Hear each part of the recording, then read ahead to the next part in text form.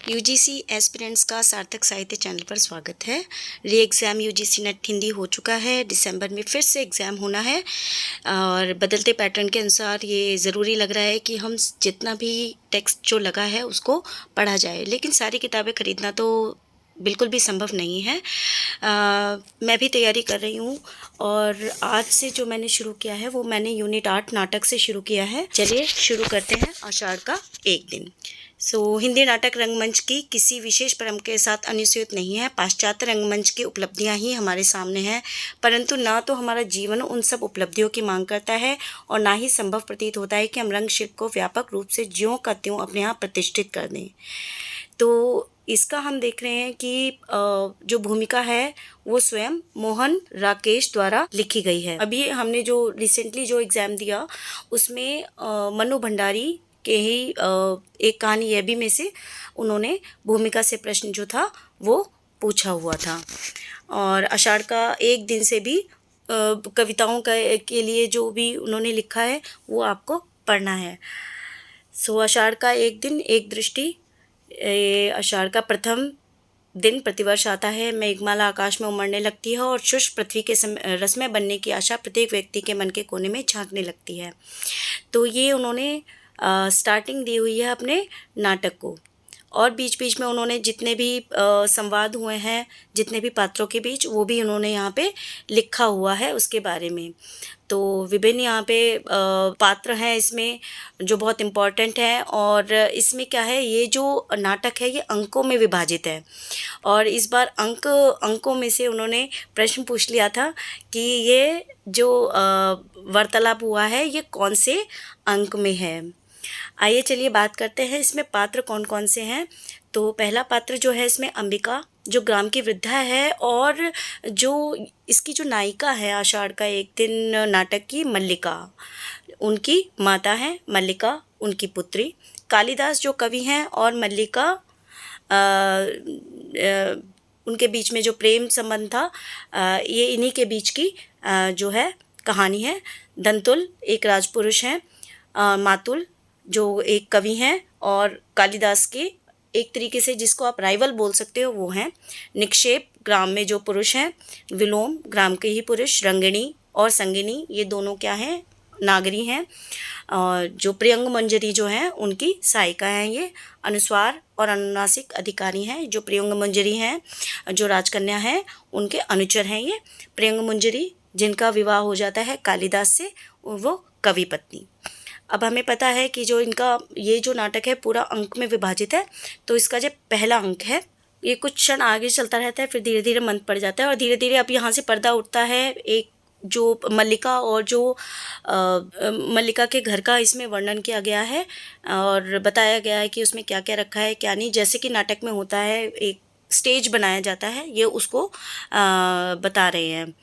अब इसमें मल्लिका, इस पहले अंक में मल्लिका और अंबिका दोनों के बीच में जो वार्तालाप हुआ है उसको बताया गया है। अगर आपने ये जो नाटक है वो यहाँ से पढ़ भी लिया है और अंक एक में आपको पता है कि किनके बीच में बातचीत हुई है, तो आप किसी भी संवाद को पहचान सकते हैं कि किसके बीच में हुआ है। 99% श्योर हूँ मैं इसके लिए। मल्लिका जो है आषाढ़ के दिन का वर्णन कर रही है। क्यों? क्योंकि वो कालिदास के साथ थी और वो भीख के घर आती है और बता रही है कि किस तरीके से बारिश हुई है और वो वहाँ पे कैसा मौसम हो गया है, बहुत सुंदर लग रही है प्रकृति, वो इस तरीके से बताती है। लेकिन जो अंबिका है वो उससे बात नहीं कर रही है। तो और वो अपनी बातें कह रही है लेकिन मल्लिका अपनी बात कर रही है। अब इसमें जो इम्पोर्टेंट जो संवाद है वो कैसा हो सकता है वो मैं आपको बताती हूँ। इसमें आगे आप पढ़ते जाएंगे। और वो देख रही है, अंबिका कहती है देख रही हूँ, मैं काम कर रही हूँ, काम तो हर समय करती हूँ माँ, परंतु इस समय तो चुप नहीं रहती। तो अंबिका कहती है मैं क्या बात करूँ तुमसे। मल्लिका कुछ कहती है आप कुछ भी बात करो, डांटो मुझे लेकिन मुझसे बात करो। तो अंबिका उसको मल्लिका उससे बहुत ज़बरदस्ती करती है कि आप मुझसे बात करो, क्या हुआ है, आप आराम करो, मैं काम कर लूँगी, वो सब बोलती रहती है। तो अंबिका कहती है मल्लिका से कि मुझे बात करने की इच्छा नहीं है और मेरा बैठे बैठे मन उदास हो जाता है। तो मल्लिका उससे कहती है कि बैठे बैठे मन उदास हो जाता है, परंतु बैठे बैठे रोया भी तो नहीं जाता। ये संवाद जो है बहुत ही इम्पोर्टेंट लग रहा है। तो उसमें कहीं से भी कुछ भी संवाद आ सकता है, इसलिए हर चीज़ यहाँ पे इम्पॉर्टेंट है। कोई ये नहीं बता सकता है कि ये चीज़ नहीं आएगी। ये कौन लोग हैं माँ? संबतवा राज और उधर कुछ कर्मचारी घोड़ों पे घूम रहे होते हैं। तो अंबिका मल्लिका से पूछती है कौन है? तो अंबिका कहती है कि ये जो आकृतियाँ हैं बहुत टाइम बाद आती हैं और जब भी आती हैं कोई ना कोई गलत सूचना लेके आती हैं। इस तरीके की बातचीत दोनों में चलती है। तो उसमें ये बता रही हैं कि पिछली बार जब ये लोग आए थे तो इसमें तुम्हारी पिता की मृत्यु हो गई थी और जब कभी आए हैं तो उसके बाद महामारी लेके आए हैं। तो मल्लिका पूछती है आज ये किस लिए आए हैं सब? तो अंबिका कहती है तो मुझे नहीं पता कि आज क्यों आए हैं। अंबिका और मल्लिका के बीच एक और वार्तालाप होती है अग्निमित्र को लेके। अग्निमित्र कोई जो भी पात्र हैं वो उसके लिए विवाह का संबंध के विषय में बात करने कहीं गए होंगे और मल्लिका जो है बात नहीं करना चाहती है विवाह के विषय में। तो अंबिका उससे कहती है कि तुम जैसा चाहती थी, तुम विवाह नहीं करना चाहती। तो अग्निमित्र भी वैसे ही सूचना लेके आ गया है कि वो भी कुछ रुचि नहीं दिखा रहे हैं तुम्हें और विवाह के लिए उन्होंने भी मना कर दिया है। और अंबिका जो है वो इसलिए ये बातें कह रही है क्योंकि उसको कालिदास जो है वो बिल्कुल भी जो है पसंद नहीं है और वो चाहती है कि मल्लिका जो है वो जल्दी से जल्दी विवाह किसी और से कर ले, लेकिन मना कर दिया है। तो वो कहती है कि मल्लिका कहती है कि क्या कहते हैं वह, क्या अधिकार है उन्हें कुछ भी कहने का? मल्लिका का जीवन उसकी अपनी संपत्ति है, वह उसे नष्ट करना चाहती है तो किसी को उस पर आलोचना करने का अधिकार है क्या?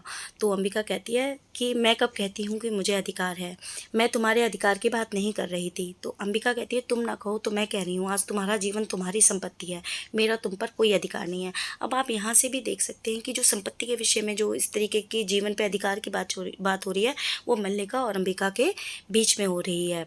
तो इस प्रकार ये जो है इन दोनों में वार्तालाप जो है वो धीरे धीरे चलता जाता है और जिसके बाद को लेके आता है जो कि घायल है।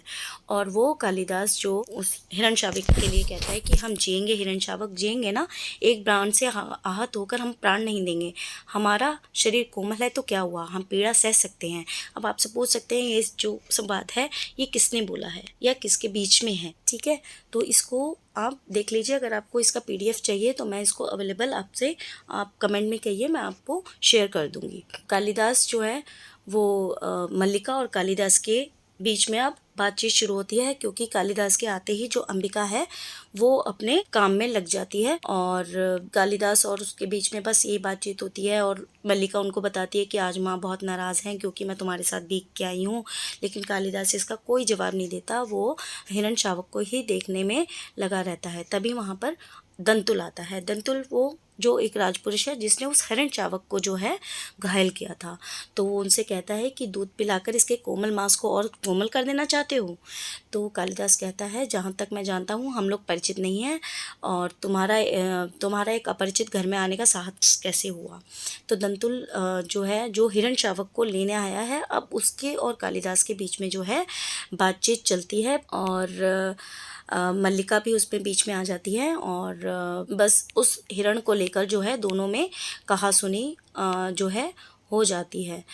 और इसके बाद जब वो कालिदास जो है वो हिरण शावक को लेके चले जाते हैं तो मल्लिका के द्वारा दंतुल को पता चलता है कि वो कालिदास हैं जिन्होंने ऋतु संहार नाम का जो है ग्रंथ लिखा है। तो वो दंतुल जो हैं वो उससे बोलते कालिदास, मल्लिका से पूछते हैं क्या ये वही कालिदास हैं जिन्होंने ऋतु संहार लिखी है? तो मल्लिका कैसे कहती है कि तुम कैसे जानते हो कि वो कालिदास कवि हैं? तो दंतुल उनको बताते हैं कि उज्जैनी की राज्यसभा से संबंध प्रत्येक व्यक्ति ऋतु संहार के लेखक कवि कालिदास को जानता है। तो मल्लिका और उज्जैनी की राज्यसभा से संबंध प्रत्येक व्यक्ति उन्हें जानता है। दंतुल सम्राट ने स्वयं ऋतु संहार पढ़ा और उसकी प्रशंसा की है और इसलिए आज उज्जैनी का राज्य ऋतु संहार के लेखक का सम्मान करना चाहता है, उन्हें राजकवि का आसन देना चाहता है। आचार्य वरुरुचि आज इसी उद्देश्य से उज्जैनी से यहाँ आए हैं। तो आजकल तो ऐसे क्वेश्चन पूछे जा रहे हैं कि बीच में से कुछ पता ही नहीं चल रहा, बिना सिर पैर के प्रश्न भी हो सकते हैं। आपसे ये भी पूछा जा सकता है कि उज्जैनी से उनको राजकवि का आसन देने के लिए मनाने के लिए कौन आते हैं? तो वरुरुचि जो है वो इसका आंसर होगा। तो इस यही उसको सुनकर मल्लिका को ये सब बहुत ही अच्छा लगता है और वो अंबिका से कहती है कि देखा माँ कि वो उनको राजकवि का आसन देना चाहते हैं। तो दोनों में फिर बात होती है, लेकिन अंबिका अभी भी जो है वो रुष्ट है और मल्लिका से बात नहीं करना चाहती है। तो इस बीच दोनों में वार्तालाप होता रहता है और आगे जाके दोनों में जो मेन जो इम्पोर्टेंट है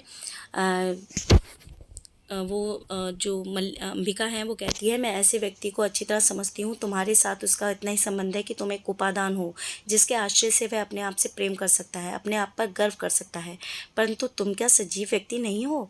तो ये पूछ सकते हैं कि कौन कौन से जो संवाद हैं वो मल्लिका के हैं और कौन कौन से संवाद जो हैं वो अंबिका के हैं। तो इस तरीके से ये जो है आपका, आप इसका PDF आप ले सकते हैं, नहीं तो आप यहीं से ही जो मैं आपको बता रही हूँ उसमें आप देख सकते हैं कि किसने किसके बीच में जो है वार्तालाप जो है वो हुआ है। अब मातुल आते हैं। मातुल जो हैं वो जिनके घर में जो कालिदास जो है वो रहते हैं और वो बता रहे हैं कि आज जो है कालिदास को लेने आए हैं और इसको और ये जो है कालिदास जो है वो जाना नहीं चाहते। अब इसके बीच में जो मल्लिका, मातुल और अंबिका, इन तीनों के बीच में यही बातचीत होती है कि जो कालिदास है वो जा नहीं रहा है और उसको कैसे मनाया चाहिए। वो कह रहा है कि मैं ये जो मुद्राएं हैं मैं इसके लिए नहीं बना हूँ, मुझे मेरा यही जो मेरा प्रकृति है मैं यहीं पे रह के कुछ ना कुछ लिखना चाहता हूँ। अंबिका का ये जो कथन है, सम्मान प्राप्त होने पर सम्मान के प्रति प्रकट की गई उदासीनता व्यक्ति के महत्व को बढ़ा देती है। तुम्हें प्रसन्न होना चाहिए कि तुम्हारा भागिनेय लोकनीति भी निष्णात है। तो मातुल कहता है ये लोकनीति है, तो मैं कहूँगा कि लोकनीति और मूर्खनीति दोनों एक ही अर्थ हैं। जो व्यक्ति कुछ देता है, धन हो या सम्मान हो, वह अपना मन बदल भी सकता है और मन बदल गया तो बदल गया। तुम सोचो कि सम्राट रुष्ट भी हो सकती हैं और एक साधारण कवि ने उनका सम्मान भी स्वीकार नहीं किया। निक्षेप, मातुल आप भी यहाँ तक अभी तक यहाँ हैं और आचार्य आपकी प्रतीक्षा कर रहे हैं। तो वो निक्षेप जो है वो भी यहाँ पे आ जाता है और वो बता रहे हैं जो आचार्य वररुचि आए हैं वो आपका जो है इंतज़ार कर रहे हैं। तो अब मातुल जो है वो कहते हैं कि अब तुम्हारे हाथ में है, तुम उसको कैसे मना सकती हो।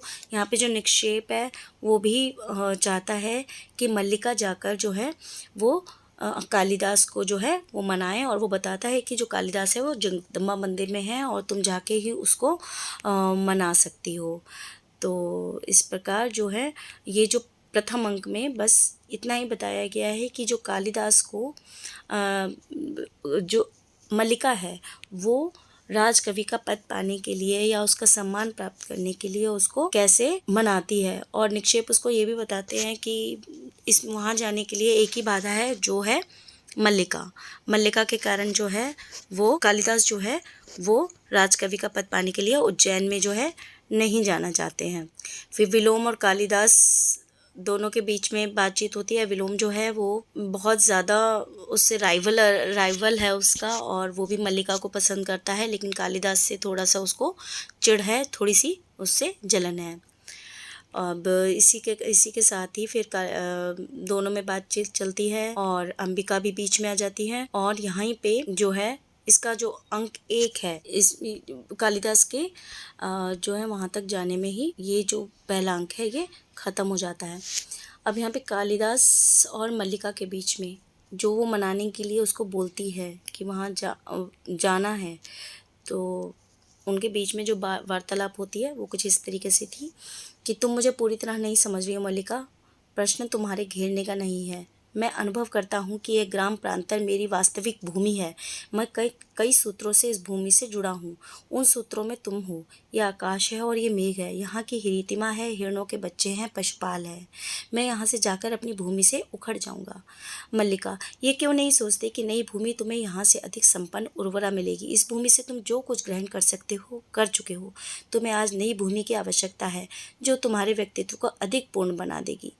कालिदास कहता है कि नई भूमि सुखा भी तो दे सकती है, मल्लिका, कोई भूमि ऐसी नहीं है जिसके अंतर में कहीं कोमलता ना हो।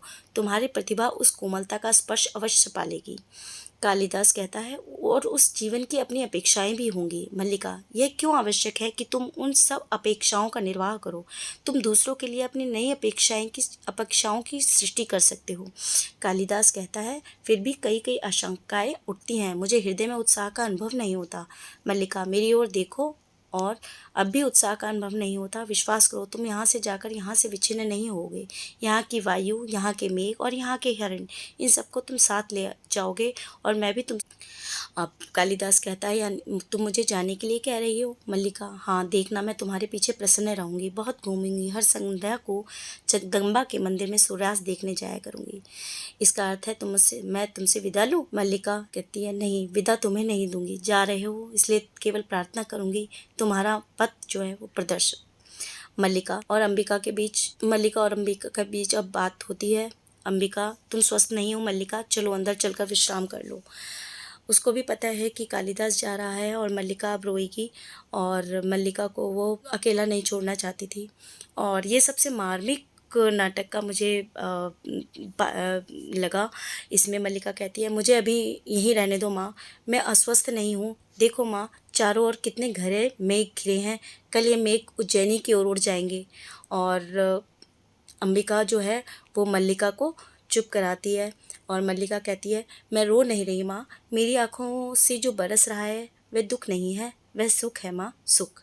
और इस प्रकार जो है, जो इसका जो पहला अंक है वो यहीं पे समाप्त हो जाता है। अब यहाँ पर ये अंक तो समाप्त हो गया। अंक 2 जो है हम नेक्स्ट वीडियो में उसको कवर करेंगे। यदि आपको इसका PDF चाहिए तो आप कमेंट बॉक्स में मेंशन करें, और ये कमेंट आपको मिल जाएगा। इसके साथ ही मैं रामचंद्र तिवारी और बच्चन सिंह द्वारा कहे गए आषाढ़ के एक दिन नाटक के लिए जो उन्होंने कहा है, उसका भी PDF आपको शेयर करूँगी। अब तक के लिए धन्यवाद। Thank you.